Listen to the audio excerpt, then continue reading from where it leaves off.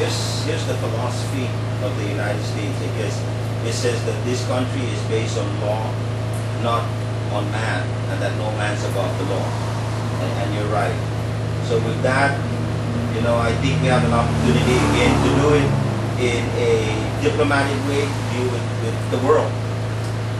The challenge that we may have here, if I can, maybe look at, being the devil's advocate in one side, is to bring our community together. These people that is going to be affected, this fragmented Chamorro nation, because you could see it's obvious already that the different groups are now starting to grab on to try to create their identity. You can see it, that when one Chamorro nation or the other Chamorro nation, I don't know, I really kind of lost count of how many Chamorro nations we have. These are the challenges that we need to target. We're already working on that. That's why if you look at the draft resolution that we presented to the Guam legislature, okay, that is being presented to the Guam legislature by the Chamorro tribe and Initial Chamorro, because the Magalahi, the elected Magalahi of the nation Chamorro, and I are working together on this goal. Again, and that's in my opinion. I've seen some challenges in recognizing who is actually the Chamorro nation's Magalahi. He was the elected leader, so yes. He is the one I am dealing with. The others are irrelevant because they weren't elected.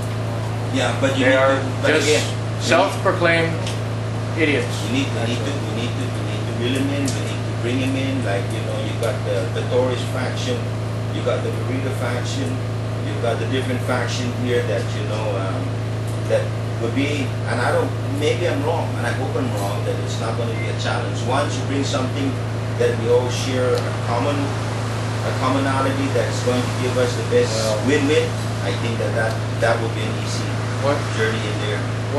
What I have discovered is, given the proper motivations,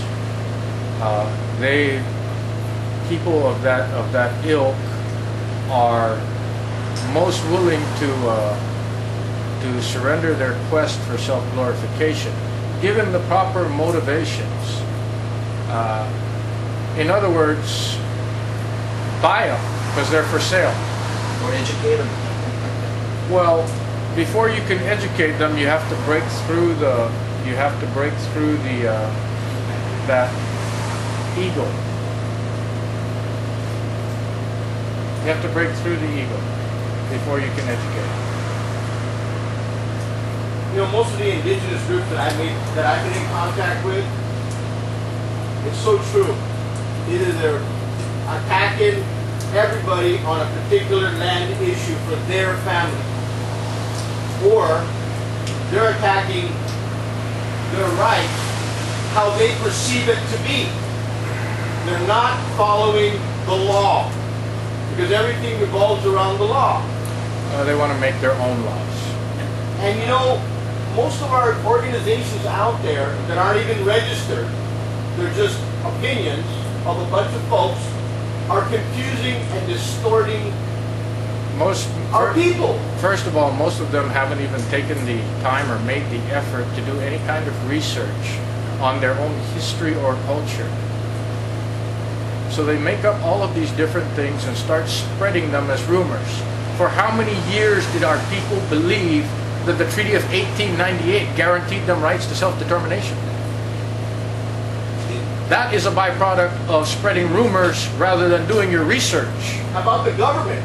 The government under the Organic Act that's part of interfering. That's part of benevolent assimilation. They're interfering. Of course. They're telling us we can have a plebiscite and have independence, statehood, and commonwealth, and they're the government, an arm of the federal government? Well, what a lot of them fail to realize is this isn't 30 years ago.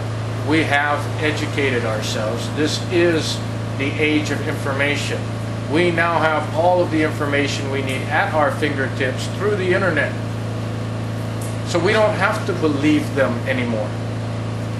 Benevolent assimilation needs to kick it up a few gears if it's going to keep up with us. Because we are an educated people, and we have always been intelligent. Because of that, education. Once Congress makes the acknowledgement at the request or resolution of the legislature, what's the next step for the tribe? Registration. We gotta wake people up. Registration.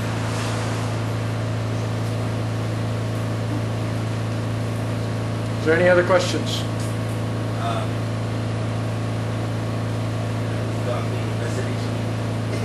Next meeting is next Saturday at 6:30 Yes, but Guam time, 7 o'clock Chamorro time. yes. All I can say, Frank, is just this is probably my second time that I've been missing the meeting. Second time, I've learned a lot. This is educating me. From my time that I was back in the 50s, nothing was educating me. Well, And now, I feel that it's... knowledge is power. There you go. Knowledge is power. And before you can play any kind of game, you have to know the rules to the game. Otherwise, you're going to lose every time and never understand why you're losing.